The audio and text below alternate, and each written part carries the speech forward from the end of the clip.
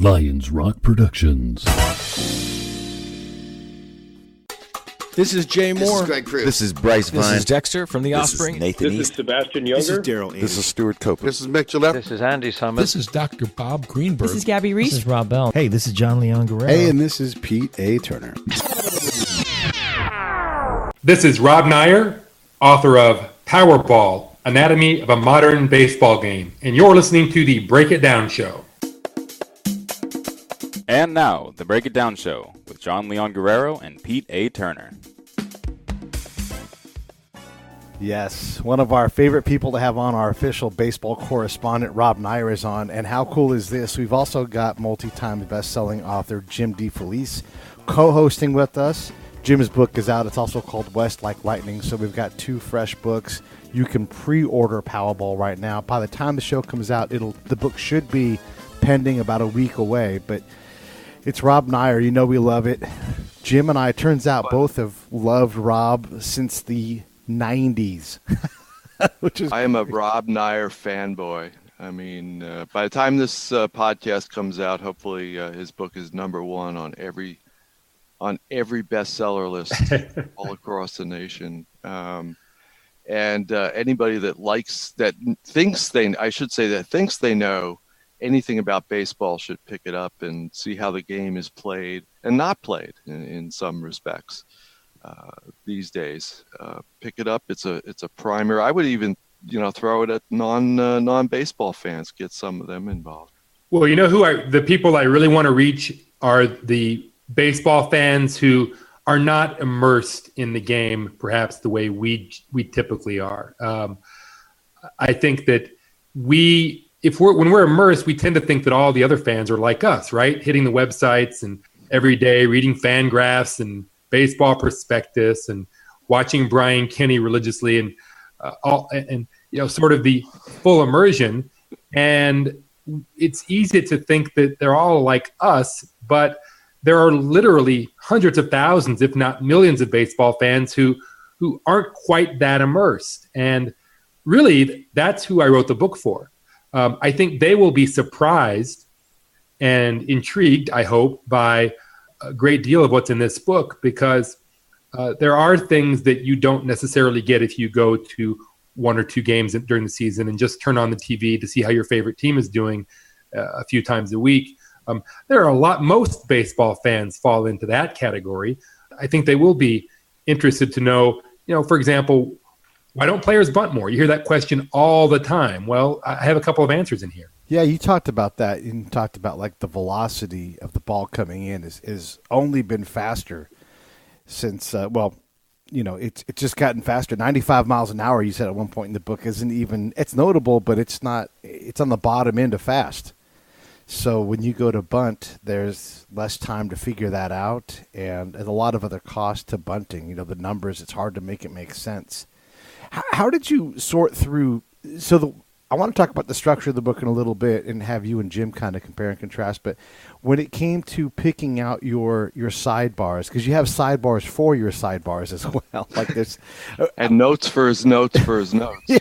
Yeah. But it's all relevant to the conversation, and it's just a fantastic model. So how did you sort through what you wanted to highlight and what didn't quite make the cut? Well, I'll answer the second part first because it's in my head right now. Has been in my head a lot. I left out an essay, or I think the problem with it wasn't fully formed, but I wrote something about the modern state of managing. Why managers get fired so often, even when they win, what a manager's job has become. And I think I touch on that a little bit in the book, but really not much at all. And I really don't know why it wound up getting left out. I think it's one of those things where someone once said that you never finish a book, you abandon it. And at some point you just have to say, you know what, that's enough. I've got a deadline. I want these things to be in, and there's not going to be room for this other thing, even though I would like that to be in as well. It's funny, speaking of which, I literally had a dream last night about the book. And I think basically I've been having a lot of anxiety dreams in recent weeks because the book's coming out. And in my dream last night, I was in a conversation with someone and basically wound up admitting that my chapter on on infield shifting was too long. And I think that if that had been, what does your conscious mind say, though? No, I think. I don't know. I think it probably could have been a little shorter, and that might have left room for the manager's subject. And I actually did cut it down some, but there were some subjects. That was one of them. There were a couple of others where they were even longer before my editor said, you know what, you could probably cut some of this, and I did. But I was fortunate. And I'm getting off the beam a little bit here, but I was fortunate because my editor basically let me write the book that I wanted to write, or at least the book that I did write. And he had suggestions, and I paid attention to all of them, maybe not quite as much as he would have liked, but I wanted to write about infield shifting. So I went on for 4 or 5 pages about it. And maybe that was a page or two too long. I don't know. But so the managers, I wish I could have gotten into the book, or I probably should have gotten into the book. As far as how I chose the subjects, I think that it really was just about, first I made a list of all the things that I thought epitomized modern baseball, modern Major League Baseball anyway. And I tried to focus especially on the things that have changed over the last 30, 35 years. Then it was a matter of taking that list of things that I thought were necessary to write about and then find a game that allowed me to write about those things. And so we first was the list, then was the game, and there was a process involved in finding the game that I found sort of illuminating. But once we'd identified the game, then I watched the game multiple times and just then it was a matter of sort of outlining, okay, I want to write about this. Where does that slot into this game? When is it most relevant? So infield shifting, well, of course, there were a number of infield shifts, and there were different times when I could have written about it, but I chose one and got into it there. Let's just to back up for people who obviously haven't read the book yet. The format, what happens is basically you're watching a baseball game. Rob picks a baseball game, takes us there. He's sitting next to us. We didn't even have to buy him a beer, but we did buy the book. And, and he talks to us. He's kind of, he's the best color and analysis, and the statistician and everything else going on while we're watching this game. So it's not like, I think some people may get the wrong idea. Oh, it's a collection of essays or anything. No, he's kind of strung everything together like you're actually, you're at a game. And I was curious about how you chose that specific game, actually, because it wasn't a playoff game. It wasn't, in the span of 162 games. It may not have made the top, 10 list of either of those teams. Maybe not, certainly not the top 5, I would think. Why did you choose that particular game? We had a couple of options, I think. One was to choose a game that was essentially meaningless, which is to say it doesn't matter who wins at the end. No baseball game is like that. Come on. I mean, one point that I could have made in the book and didn't, except at the very end, was that even though the game is, quote, meaningless, unquote, it's meaningful if you're a fan of one of those teams. I don't care what time. I haven't been that sort of fan in a while, but I well remember what it's like to care about every single game. I don't care if your team is, it's the last day of the season and your team's in last place. If you're a fan of that team, or at least when I was a fan, that sort of fan, I cared about every game. So you're right. There is no meaningless game. I think for the readers, there are meaningless games, especially when they happen in a previous season. So we sort of had a choice between a game like that or a game. You could point to one of the ALCS games last year, Astros and Yankees, or one of the World Series games. Sure. And those epitomized the modern game pretty well. Tons of strikeouts, tons of relief pitchers, tons of power. And the reason we didn't choose one of those games, frankly, or one of the reasons, is that I wanted to get started working on the book before the World Series. So we chose this game in September. The idea was, and I mentioned that it was illuminating. I thought naively that all I had to do was make a list of the things I wanted to see in a game, and then that game would sort of magically appear with a little bit of research. Well, it turns out that baseball games, just like life, just as in life, you'll never find the perfect situation. You'll never find the perfect car for you, or the perfect mate, or the perfect anything. Really, there are always going to be trade-offs. And in our game, for example, there wound up not being many strikeouts, which is especially odd. Well, for the A's anyway, because they struck out a ton, but there weren't that many strikeouts. Of course, all you need is one strikeout to write about strikeouts, so that was not a real problem for me. It would have been nice if there were 20 strikeouts, and I could have gone into depth with that as an illustrative element. But we wound up with this game because it was a couple of really interesting teams. The Astros, because they epitomize modern analysis, probably more than any team, even the Cubs or the Red Sox or any of the others. And the A's, of course, because of the Moneyball legacy. So my editor came to me with a list of, after I sort of threw up my hands when I was trying to analytically or systematically find the perfect game, he came to me and said, look, I found these 5 games. I think these would all work. You want to pick one. And so I just looked at them and I thought, oh, this game would be fun. And then I watched it and agreed that it would work. Just went from there. So you have a file of every baseball game ever played? Is that how that works? No, it's funny. I did not. I toyed around with trying to figure out a way to statistically study every game from last season. Really? And, Wow. and then that didn't really work, so I narrowed it down some. And I still could never, by using baseballreference.com's play index, I thought I could I wanted to find a game with, home runs greater than or equal to X, strikeouts greater than or equal to X, and relief pitchers greater than, etc. And I just couldn't quite make it work. So that's when I gave up, and I was willing to keep trying, but then my editor said, you know what, let's not bother with that. Let's just, here's 5 games, pick one. So I did. But had you done that though, then that what those high school math teachers were telling you about how, math would still be practical, have a practical use in life. You would have just had a quadratic equation that could have figured out which game to go with. Yep. And I could have put that in in a footnote, or maybe a postscript. Okay, here's the ultimate baseball game equation, but I didn't get it done. Not in time. That'll be the next book, I guess. Right. In the structure of the book, though, you do use win probability percentage as a way to kind of keep time as you go chapter by chapter. Did you use, a healthy bit of, dynamic, the game twists and turns?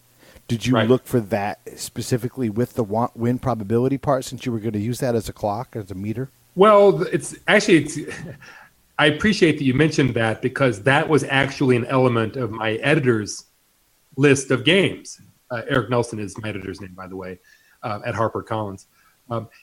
He used that as well. He wanted a game that had ups and downs. We used Fangraphs, win probability, and they have literally have a graph for every single game, and you can see the graph go up and down. Obviously, the more ups and downs you have in the graph, the more dramatic basically the game was. And so I included those percentages at the end of each chapter just so people would get a sense for how those things can change. And the idea is that it takes you back into when you get to the end of the chapter, you see the score, you see the win probability percentage, and it reminds you that, we're watching a baseball game, and with all these twists and turns. I think that the danger in writing the book the way that I wrote it, and I can't say that I solved the problem particularly well, but you never want to forget that you're actually in the middle of a game. And I would write 3, 4, 5 page sections about this topic or that topic, and you can lose the narrative thread of the actual game. I never quite figured out a way to insert that thread in every few paragraphs or every page. So I hope that people don't lose the thread. It probably is inevitable a few points in the book that people say, wait a second, what's the score again? That happens when you're actually at a game, though. Right. or listening to the game on the radio. It's like, especially if you're having a conversation with somebody, which is, as you suggested in the beginning, that the idea is that we're talking about a game. Obviously, it's a one-sided conversation, but I think that for better or worse, one thing that has perhaps the only thing that's typified my writing style since I got started decades ago was that I have a conversational style of writing. I don't wear that as a badge of honor. I wish I could be a little more poetic and lyrical at times, but that's just not the writer that I've ever been, and maybe I never will be. So there's a definite parallel between Westlake Lightning and Powerball, and I wanted to get into that. And I know Jim and I, we discussed this a little bit, but you guys both use this common storytelling thread. And also, Rob, you may not realize this, but even though you wrote the book, you mentioned the Pony Express in your book. So there's this great cosmic alignment. Jim, let's talk a little bit to Rob about the structure that you guys chose and the similarities. Well, everybody knows that baseball was invented in 1860 when the Pony Express was started, and these guys were playing baseball on their off days. And hopefully everybody knows that's a joke. What I was looking for was some sort of narrative structure to hold it together and hopefully write in a conversational style, which I take as a badge of honor, actually, Rob, and I think that's that you should too. And it just so happened that geography was something that helped me stretch everything together. And Rob's is more, has the structure of the game that he's following and doing. I'm not sure how many other I'm off the top of my head. As far as a full book goes, I can't remember anybody else kind of using an entire game to do that. And I may be wrong. I may just not have read enough baseball books. But I really like that about Rob's book. As I said earlier, it really is like, you have this really knowledgeable, personable fan sitting next to you. And, he even, he's going to order a couple of beers and maybe some hot dogs for you. And, while you're talking about the game and, kind of for me, it held everything together. And I have to confess that the win probability stuff, I totally worked in the book. It totally works, keeping you together and keeping things together. But,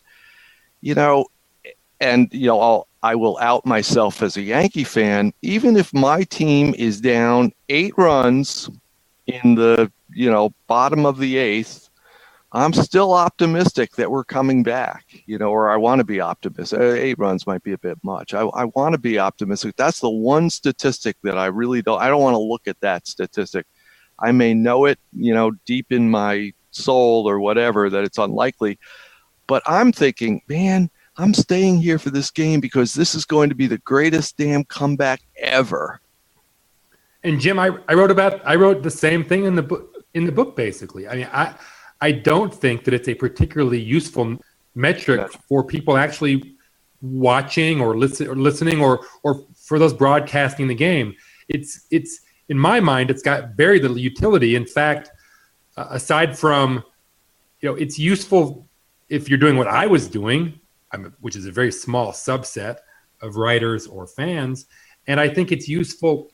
It's been described as the best story stat, which I can understand after the game, but I don't want to hear about it during a game. Absolutely not. You're right. When you're watching the game or listening, you want to think that anything can happen. And of course, the truth is anything can happen. But if someone actually puts a number on it and says, well, now we have a 3.2% chance of winning, is that do I think, ooh, 3.2%, I better keep watching?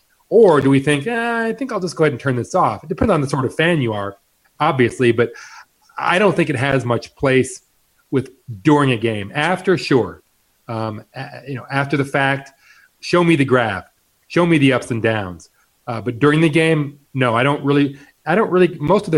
lot of the percentages aren't that useful. And that's sort of the modern broadcaster's biggest challenge is to sort through all these numbers that are available and figure out what makes sense. And there are, frankly, not many broadcasters are very good at that. Boog Sciambi at ESPN, he is great at knowing which numbers make sense within the context of the game. I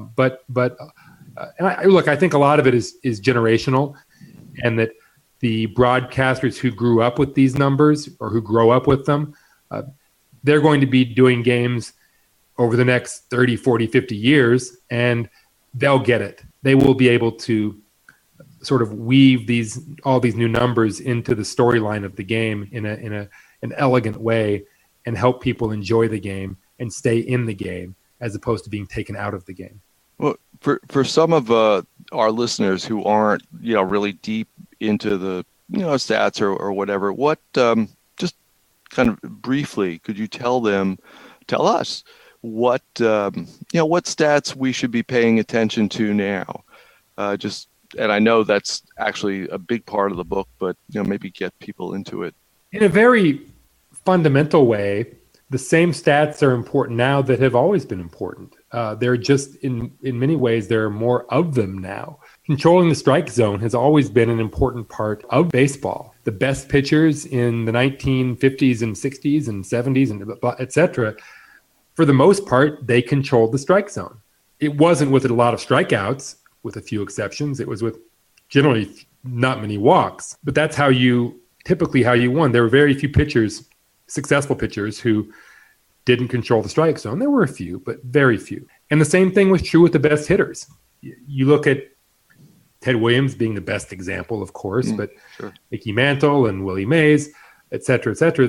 For the most part, they controlled the strike zone. They hit home runs. They didn't strike out a ton. Mickey Mantle did for his time, but not compared to players today. And they walked a lot because they got good pitches to hit. And all that's still true.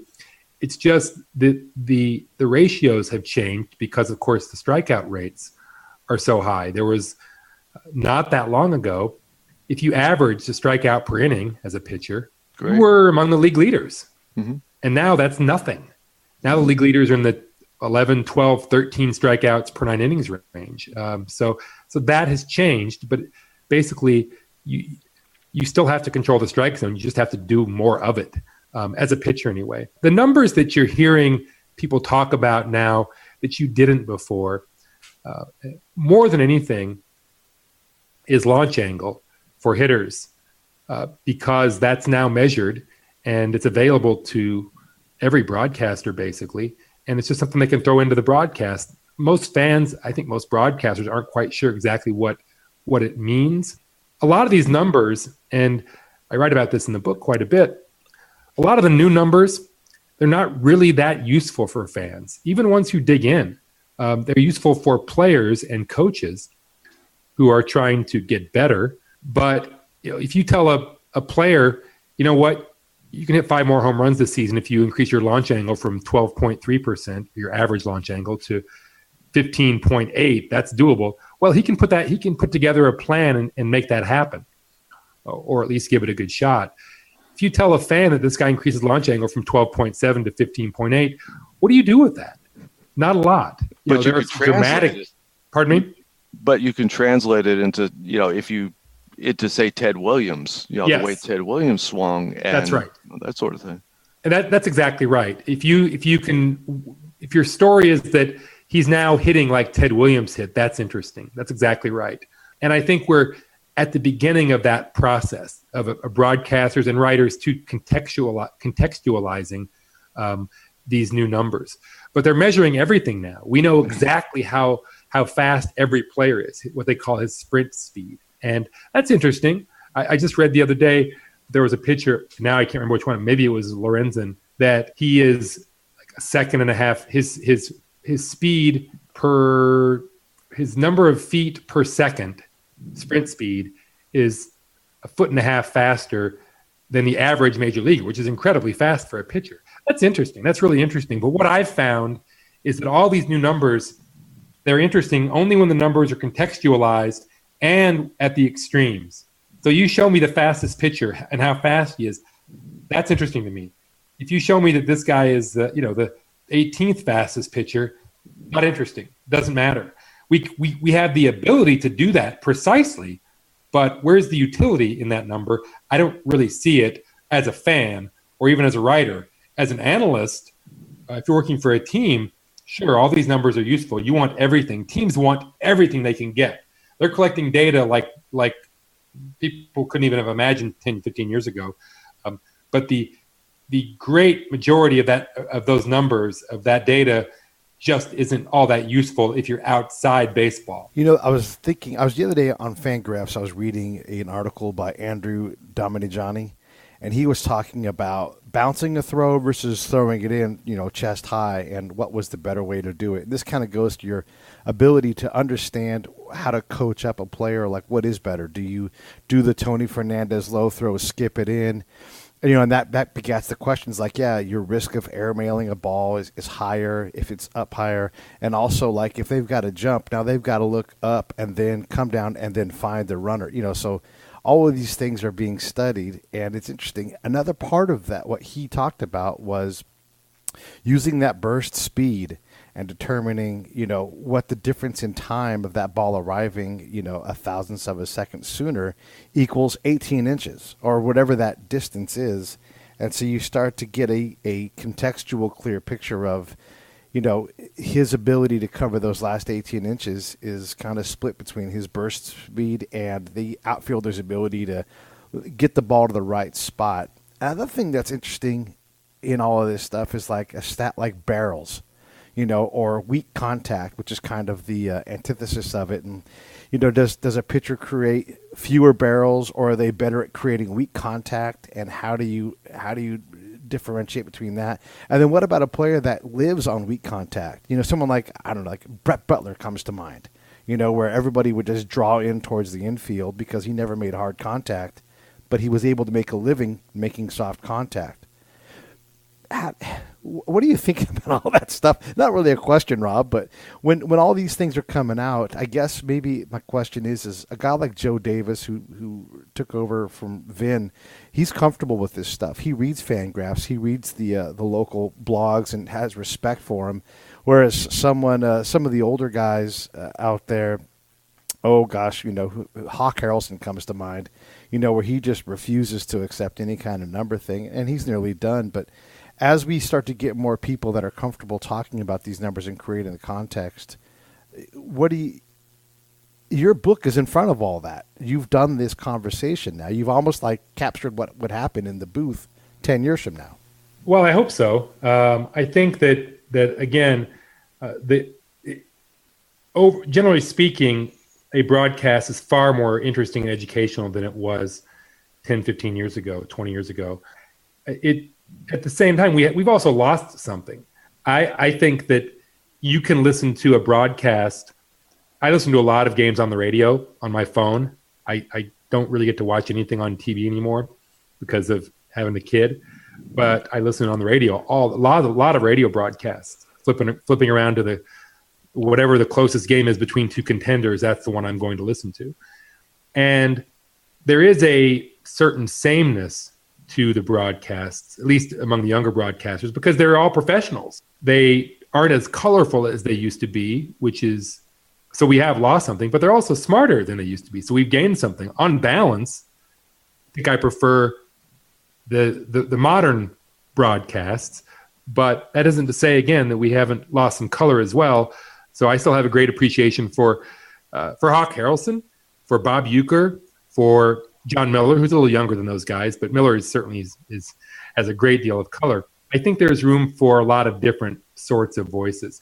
I don't really appreciate a broadcaster simply dismissing the modern game or the modern analytics, which Harrelson has done. Obviously, he's famously TW baby, the will to win. But I'd still enjoy him, perhaps because he is a throwback. Yeah, I think the best guys are kind of like storytellers in a way. Yes. And they're also. And I have to admit, especially living in the New York radio market, that they're mostly homers, but that's who their audience is, and they're telling you a story. It just happens to be a story that's unfolding, and there has to be a balance between the information you're getting and the color and everything else that that comes along with that. Yeah, and I think, frankly, most crews do a pretty good job. When I've tried to put together rankings for my own, not just in my head, there are a lot of good ones. There are only a few teams, broadcast teams, that I can't listen to. Most of those are on the TV for whatever reason. In the Yankees situation, I find their radio broadcasts utterly unlistenable. I have not listened to more than 5 seconds of a Yankees broadcast in years. That said, I love their TV broadcasts. I think Michael Kay is tremendous at what he does, and I think nearly all of the analysts in the booth with him are also outstanding. I've never understood the disconnect between their TV broadcasts and their radio broadcasts. And well, there's a pretty strong disconnect. I know there are people who love Sterling, and Sterling's a lot of fun, but I can't only take him in.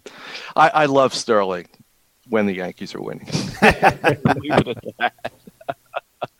But you're right, and the Yankees announcers and the others, the other teams I've listened to, there is usually one guy, at least one person that's trying to integrate a lot of the the statistics with, but also with the old stories. When I pitched, I couldn't, I had to pitch a certain way and blah blah blah, and that's interesting too.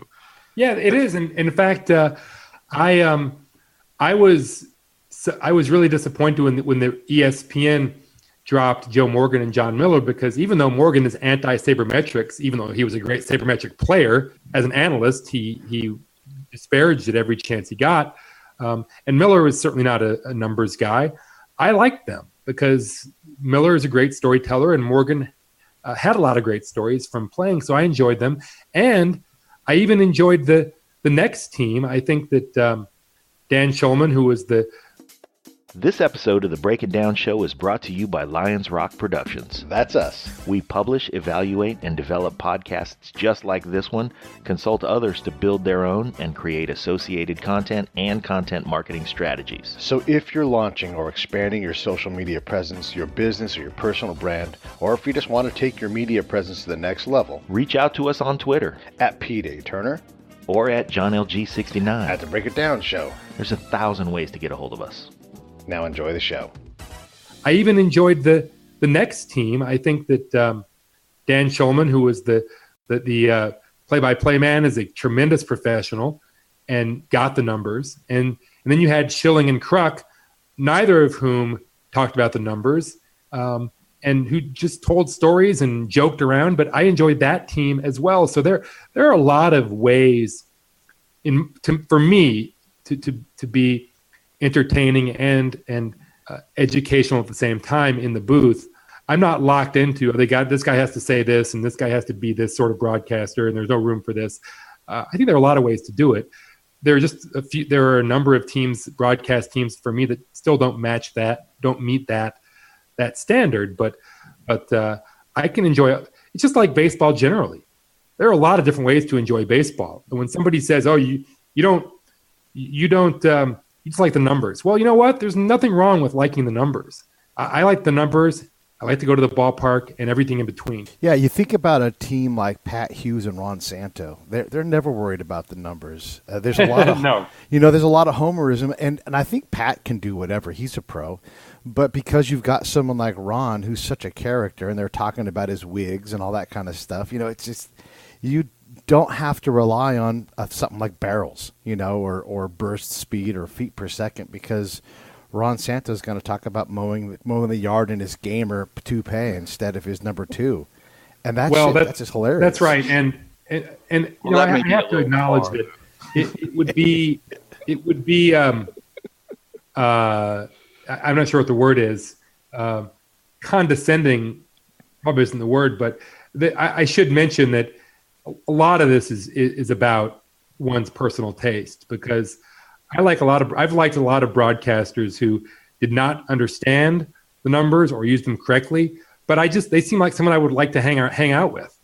So if you find Susan Waldman compelling personality-wise, by all means, enjoy her personality. I just don't particularly, or Sterling, so I can't listen to those two work together. But there is a great deal of subjectivity involved when you're talking about broadcasters, and I try to be cognizant of that when I talk about them. There were a lot of, and I don't want to get too far into the weeds here, but there were a lot of like really cool things that Rob brings up in the course of the game that are not necessarily discussions that you would think about or points you would think about it when you go to the game. For instance, there was a great, and maybe this is because maybe I'm or not maybe I'm height challenged, but you bring out Rob. Obviously, Altuve is a great example, but talking about the role of height, in terms of baseball players and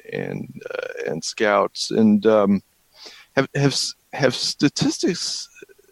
I mean, has that helped people who don't have quote unquote a baseball body, or is it because I'm short that I'm kind of hoping that more short players will? No, I really believe that, and that's one of the misconceptions about the numbers.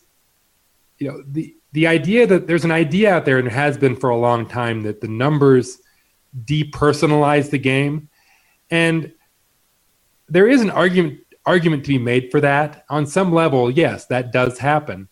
But at the same time, the numbers, in a way, open up the game for different sorts of people. They democratize the game in a way. Because if you believe, as people did in baseball for many years, that you have to be 6 feet tall or 6'2" to hit home runs and play third base, well, guess what? You've just created this essentially little mini society, or this culture, where it doesn't matter how good you actually are. All that matters is what the numbers say about you, the numbers in this case being your height. And I talk about this in the book some. I really think that players who aren't big are getting more chances now because the numbers have educated people to the point where they realize, oh, guess what? There are a lot of guys who are 5'8", 5'9", or in Altuve's case, 5'5" or 5'6", right, really can play at this level, just as they always have been able to. I don't even talk about him in the book, but I mentioned him briefly because he barely plays in the game, but maybe he doesn't play in the game. Alex Bregman, who is one of the very best players in the American League this year, he's only 5'8" or 5'9". So the Astros, because they are looking at the numbers, they're looking at performance rather than how tall a guy is. And they've got numbers saying, you know what, we've got a history here. Look at Joe Morgan. There's no shortage of players in baseball history who were smaller than average, but who were tremendous players. Willie Mays was not a large man. Hank Aaron wasn't a large man. So why all of a sudden do we think you have to be 6'2" to play baseball? It never really made any sense, but it took teams to sort of say, you know what, we love our scouts, but our scouts might be focusing too much on this physical attribute as opposed to how well he actually plays baseball. And I go into this, and I mentioned things I probably should have written less about. I probably should have written a little less about David Eckstein in the book, but David Eckstein couldn't get a break in the minor leagues because he was 5'8". He wound up being an all-star and a World Series MVP. And Jose Altuve was never considered a great prospect in the minor leagues, even though his performance was certainly well deserving of that status. He couldn't even be named one of the top 10 prospects in the Astros organization. And when you see the list in the book of the players who were ahead of him on those lists, you'll be dumbfounded. How could they miss on this guy? Yeah. And the reason is because he was 5'6". You spent a lot of time talking about that theme in general, and there is something when you bring in the statistical analysis part of it where you're trying to figure out who the next player is. But baseball, unlike the other sports, you have the ability to figure it out. Even if it's just for a year or two, you learn that, I don't know, the proper launch angle swing. You completely retool your swing, or something changes in your makeup as a player, and it's very hard to divine that. And someone like Altuve, who had good numbers, but had to overcome the stigma of being short. But there's other players, like anybody could have had Justin Turner on their team.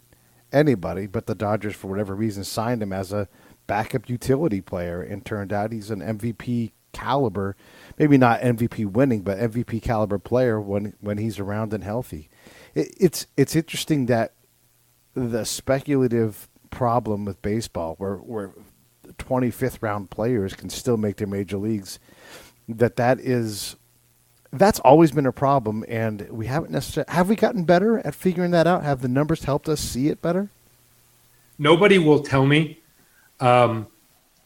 if teams have gotten better when it comes to at least judging minor league, I should say amateur talent. Mm-hmm.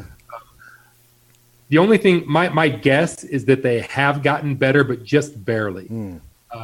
The Astros are run by Jeff Luhnow, of course, and he got his start in baseball with the Cardinals. And it's been written, I think accurately, that while Luhnow was running the Cardinals draft, they produced more major league talent than anybody else did. And I don't think that's a coincidence. I think that he and his team were better at evaluating amateur players than most of the other teams, maybe all the other teams. A lot of that is predicated on one draft. I think it was the 2009 draft. I could be wrong, but they produced like 6 or 7 guys who in one draft, including some big time late rounders who were big contributors when they won the World Series a few years later. But they also had some drafts that didn't work out that well. Nobody's figured it out. And the Astros have drafted some players who didn't, with high draft picks, who didn't work out at all since Luhnow's been there. So nobody's figured out the secret to the draft or signing 16-year-olds from the Dominican Republic or Venezuela. What you're trying to do is be 5% better, 10% better than the other teams. And I think the Astros have done that. Their minor league, and this isn't just evaluation, this is also training, but their minor league teams have tremendous winning percentages over the last 5 or 6 years. Every year they're at the top or very near the top. And their minor league teams are consistently in the playoffs. So they're doing something different. It's hard to say exactly what, because of course they don't tell everybody what they're doing. But if you look at the success, and this is one thing you can actually measure, if you look at the success of first round draft picks 1 through 30 over the last, say, 5 years, is it going to be that much better than it was 20 or 30 years ago? And the answer is no. A little better? Probably, but not much better.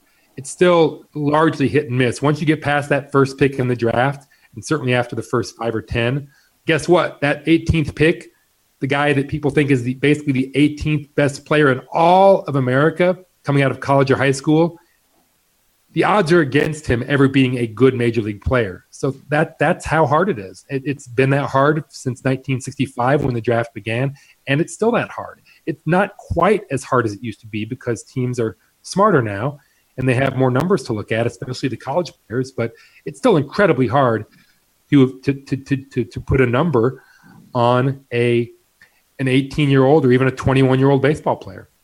Yeah, and one of the points that you make in the book, you talk specifically about how long it takes most players to go from being drafted to actually getting up to the major leagues rather. And there's a lot of stuff that goes on. So maybe they were great when they were 16, or they looked like they would be great when they were 16, but the development system, the minor league system, a lot of it, it's not just choosing a great player in the draft, like let's say, happens in the NBA. You actually have to know how to develop the player, and maybe you have to be lucky. Absolutely. There's a lot of luck involved, no question. And I mentioned that draft that the Cardinals had when Luhnow was still there, and all the players who wound up helping them win. Of course, they did a great job in identifying these players. But I spoke to various people who had been with the Cardinals then, and scouts. And this is not for my book. This is an earlier project, but they were lucky to get some of those guys. They were lucky they did as well as they did. They were lucky they were still available when they drafted. So absolutely it takes luck, no question. And there's also that long process. Not only do you have to find the guy in the first place, whether it's drafting him or signing him, then he's got to stay healthy, mentally, emotionally, physically, as he's moving up that ladder. And it is one thing that distinguishes baseball utterly from almost every other sport that I know about is the timeline. Yes, occasionally you'll have a player, Bryce Harper being one example, a few others, who are essentially ready to play in the major leagues when they're 18, 19, 20 years old. There used to be more of them. There are very few now, although there's been a bit of a surge just in the last 2 or 3 years, which is pretty interesting. But for the most part, that timeline has always been a long one. I don't care if you sign the kid when he's 16 in the Dominican Republic, or whether you draft him out of college when he's 21 or 22. He's probably, even if he does make it and if he and become a good major league player, it probably won't happen until he's 23 or 24 years old, oftentimes even later. And if you think about basketball or football, there are lots of players who are ready to play in the NBA when they're 20, 21. Lots of players ready to play in the NFL when they're 20 or 21, running backs in particular, the speed positions. So it's just a different sort of game where you can't simply show up because you have the physical talents, the raw physical talents, and immediately be able to contribute at the highest level in the world in your sport. With very few exceptions, baseball simply isn't that sort of a game, which is what distinguishes it from all the others. It seems like, too, baseball, of the big three sports, it has the ability to identify a specific weakness that everybody in the room can see. You know, like whatever, this person's got to prove he can hit an inside fastball, and everybody's going to continue to throw that thing until you can adjust to it and prove them wrong. Whereas football, yeah, maybe a coach notices that you flex your knee too much as you hit the line, and that makes you vulnerable. But there's also a lot of immediate help around that person. So, like, okay, we know this guy gets too low or too whatever it is. Let's make sure we're covering this. When you're at the plate, there's no covering it. If you can't hit an inside fastball, if you can't control the strike zone from the other side of the on the rubber, it's going to be really apparent, and it's going to be obvious even to fans at home. You know, you can see when a pitcher gets tired, like when their curveball stays high and they're not getting down on it. You can see that and say that guy's worn out, and next thing you know, the balls start coming and the hits start flying. So it does seem that baseball is more in that term. Like, it's just harder to hide your flaws, maybe. Well, I think that was especially true before the information age, actually, because not to say that scouting reports were perfect, they weren't, but there is a long, long history of teams scouting players because, of course, baseball is more of an individual sport than most of the others, team sports, obviously. So you would have advanced scouts. There are stories of advanced scouts going back many decades, especially before the World Series or something, trying to figure out what a player's weaknesses were. I think those reports were often terribly inaccurate because your sample sizes were just too small. But it was being done. And that only became more true in the 70s and 80s when teams had more resources for things like advanced scouts. And that's happening today with data and in granular detail, no question. But the other sports have caught up. It isn't just now that in basketball and football, for example, and I can't speak to hockey, but I suspect it's roughly the same. It isn't just that you scout the other team's schemes and their play calling. Now in football and basketball, they actually scout individual players. You know, in basketball, for example, I know for some years, teams have been looking at individual players and with incredibly specific numbers on where they make shots and where they miss shots. And if you're the defense, you try to push him away from the places where he makes shots. So that's all happening now. One of the untold stories, I think, is the level of analysis that has been brought to the other sports. And there have been some books about soccer and football and basketball, but not like baseball, where every year now there's one or two books that drill into detail on what's happening in baseball analytics. For whatever reason, even though the numbers are there in football and basketball, with few exceptions, we just don't hear as much about them as we do in baseball. And that's always been true.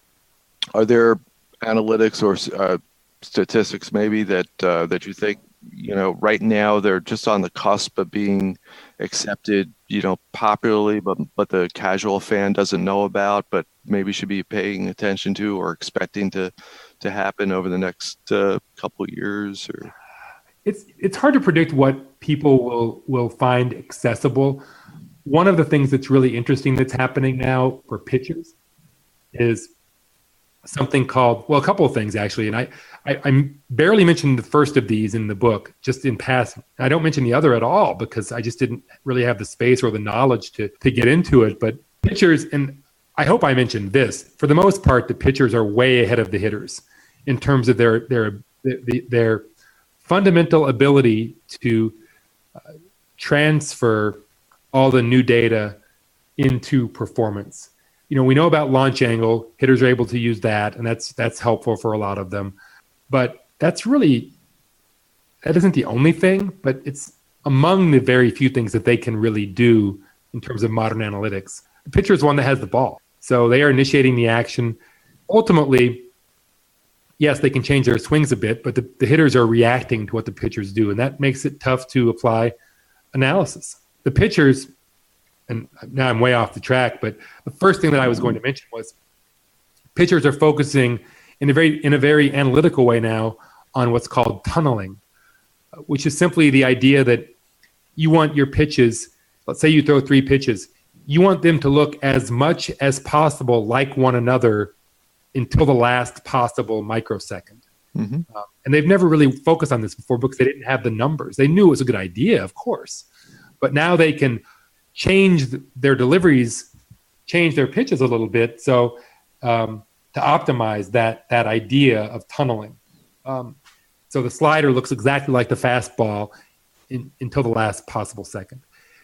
The other thing they're doing now is called pitch shaping, which again, it's not a new concept, but they're able to, using special super slow motion cameras that they all or almost all of them have access to now, they can see exactly where every pitcher grips the baseball, for example, and they can see how he moves his fingers and his wrist while he's throwing the baseball, all this in incredible detail.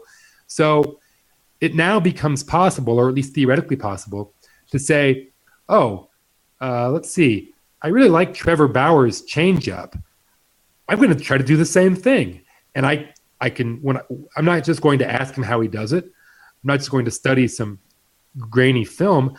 I'm actually going to see exactly where he puts his fingers on the ball, exactly what he does with them, exactly how his body, et cetera, et cetera. So you've now got pitchers deciding that, my changeup isn't good enough. I want my changeup to be like this guy's, and I can see exactly how he does it. Is that going to work for everybody? No, of course not. You're never going to have exactly the same pitch.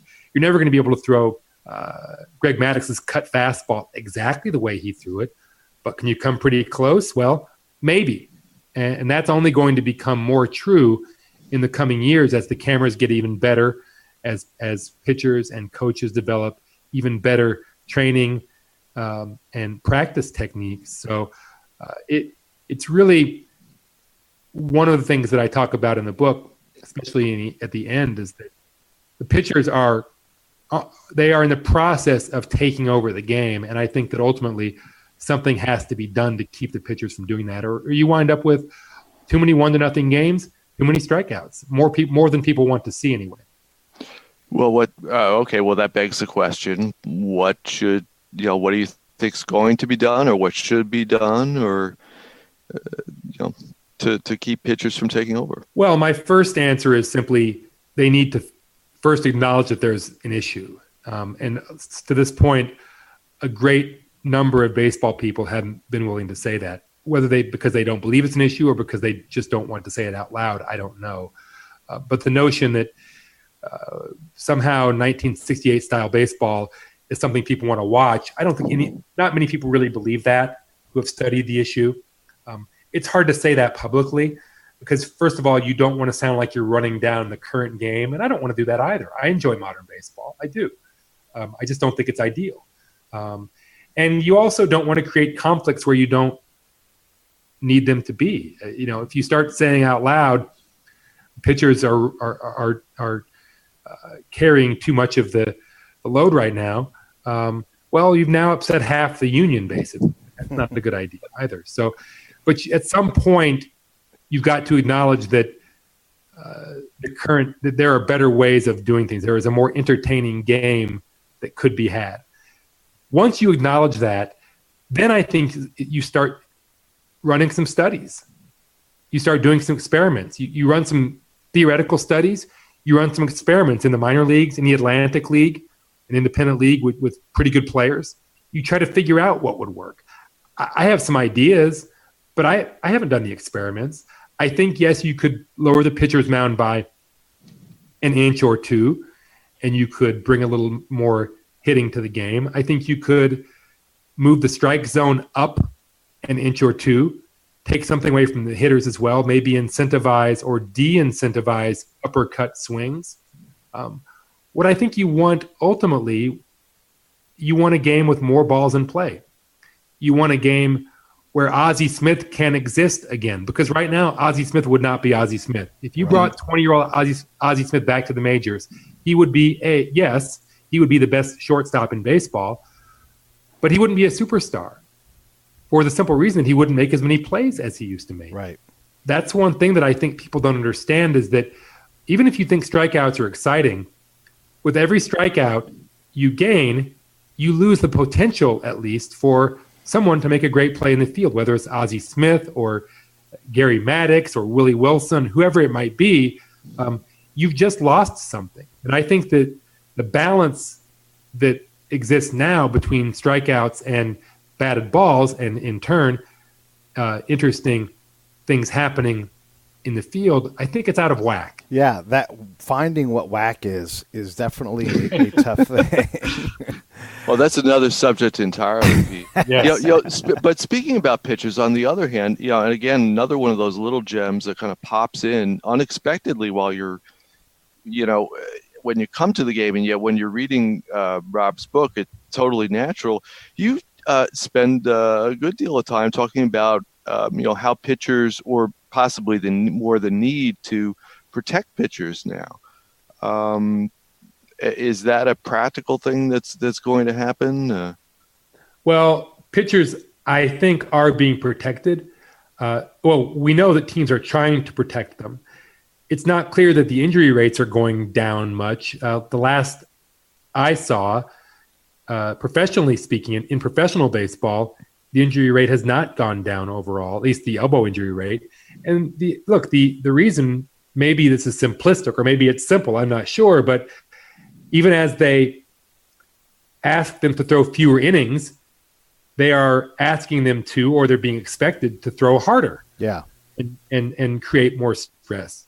I don't care, even if you're throwing fewer innings and fewer pitches, if you're now throwing 102 instead of 92, that's creating stress, more stress, a higher workload, or at least the same workload. They're being asked to work harder than they've ever been asked to work in terms of how hard they throw, not how often they throw, but how hard they throw. And I don't really see any way around this. You'll still see people occasionally say, well, they shouldn't throw as hard. Well, where in baseball is someone going to actually suggest that? They're successful because they throw hard. Right. And if you ask a team, would you rather this guy threw 80 innings at 92 or 60 at 98?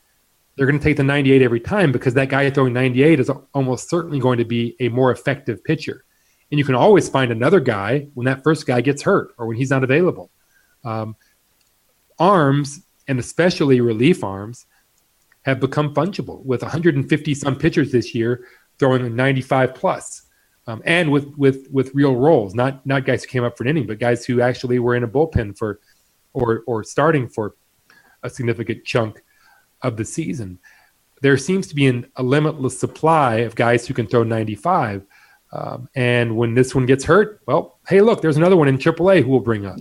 So there's no obvious reason to think pitchers are going to stop throwing. Pitchers are not going to keep throwing harder and harder. There is a limit, I guess, 104, 105 probably, but more and more pitchers are going to approach that limit, and they're going to keep getting hurt. No, for sure. Like, I have a rule of thumb when I look at pitchers. Like, remember Zumaya throwing 103 miles an hour, Matt Alexander throwing 100 plus. Nobody does that for long. Yeah, Aroldis Chapman continues to do it, but there's always going to be exceptions to the rule. But anybody who's Kyle Farnsworth could approach and exceed 100 miles an hour, but only so many times, and then the body just starts to break down. The other thing that I've noticed, too, is and I know the Dodgers would do this, they carry a lot of players. They have an extraordinarily deep roster and almost have a roster plus because they'll proactively disable somebody like there's a tight muscle. And instead of saying weak people aren't allowed on the mound, they're like, hey, you're getting hurt. Get off the mound, and we don't want to have 80% of you. We want to have you healthy. So go do 10 days. And so they're trying to find ways to, one, manage the roster size that you need to pitch the way they do now, but two, also not throw someone out there in ignorance and say, yeah, your elbow hurts. Let's go get you a platelet treatment on your elbow ligament, which we all know never works. That's within 3 months that platelet treatment has failed, and the ulnar collateral ligament has given up. So some teams are learning more and being more creative with how they do it, and less stubborn with using the disabled list in a proactive way. Well, I think that's true, but they're also disabling guys who aren't actually hurt. Well, yeah, there's that, and are at no real risk of being hurt badly. They want pitchers to be at 95 or 100% because they're going to pitch better at that level. Yeah. They don't want the guy at 90%, even though he might not get hurt, he won't be as effective. In 1984, the Royals used 13 pitchers the entire season, and now teams use 25 or 30 pitchers in a season. If you go back and look at the pitchers the Royals used, it isn't as if all those guys got the next year because they pitched so much. It wasn't that at all. They pitched differently. They had a pitcher named Joe Beckwith who threw 101 innings and was pretty effective. They had a pitcher named Mark Huseman who threw 75 and was decent. Did they have better guys than that in AAA? I don't know. Probably not. But they also the thinking then was, this guy's okay. He doesn't seem hurt, so let's just keep him around. Now, if you have a guy who's just okay and he pitches 2 games in a row, you're thinking, well, he might not be very good in a third game in a row, so we'll disable him and bring up a guy from AAA who's fresh. Really, it's all about having fresh arms. Or you send him back to AAA. What's that? Say it again. Right. Some teams like the Yankees will shuffle. They shuffle a lot of their absolutely. They basically have 10-man bullpens or 12-man bullpens because those first the 4 or 5 or 6 best arms in AAA are essentially on the major league roster. There was one of the pitchers in the book, Danny Coulomb.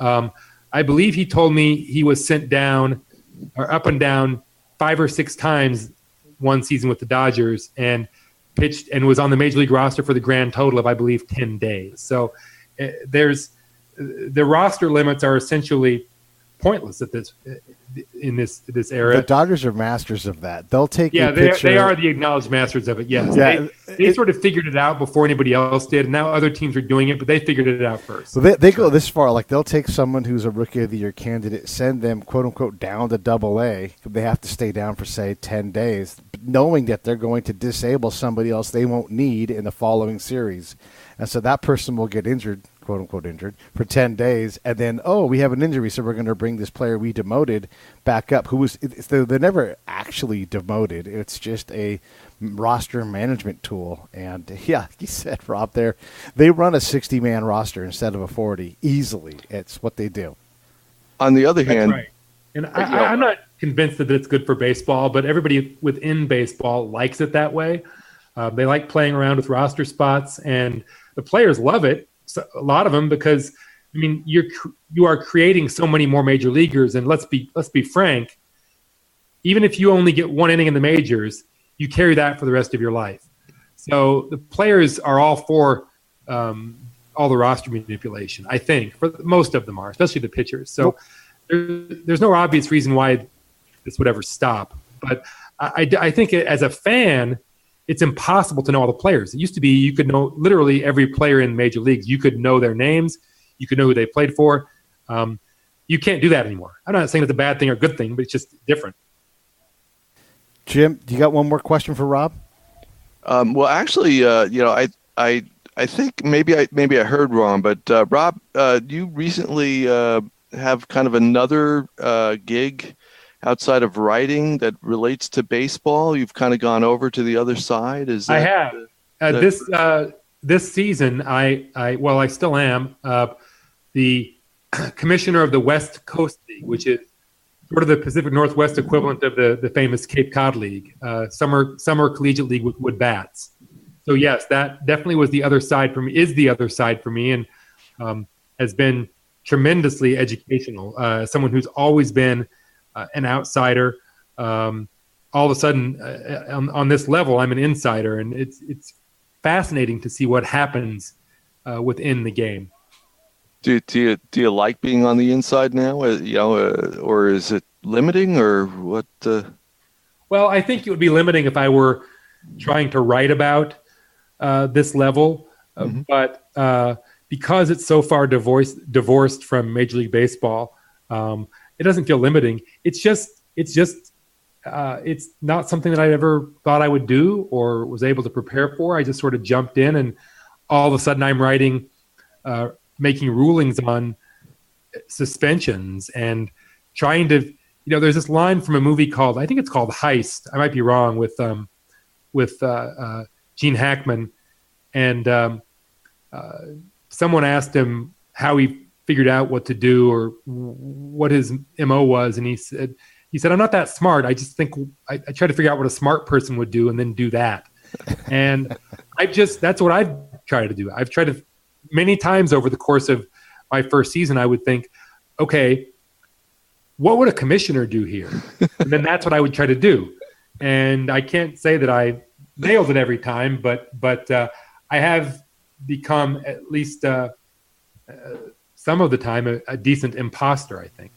Well, let me just say, first off, thank you for writing Powerball. That was a fantastic book. Thank you, Jim, for coming on and hanging out with us and co-hosting. I want to let everybody know to buy Rob's book, Powerball. He's Commissioner Rob Neyer. And seriously, I love having you on because we always have these fascinating chats. And heck, we went long today, and I don't even care because it's just, to me, it's interesting. And I love how deep and just wonderfully sticky the knowledge that you have in your head is, at least for my taste. I loved the book. I loved the side notes. I loved the notes to the side notes. I loved all of it. It was fantastic. Thank you so much for writing. So you guys got to support Rob's book. Make sure when you buy it on Amazon that you put 5 stars and put a review in there, because that helps other people find the book. And it really is. If you're a baseball person at all, I promise you're going to love it. I promise you're going to love it. So definitely buy the book. And again, thank you, Jim. And thank you, Rob. My pleasure. Thanks for having me on. Yeah. Jim, Pete, this was great. I appreciate the time, and I always enjoy our talks.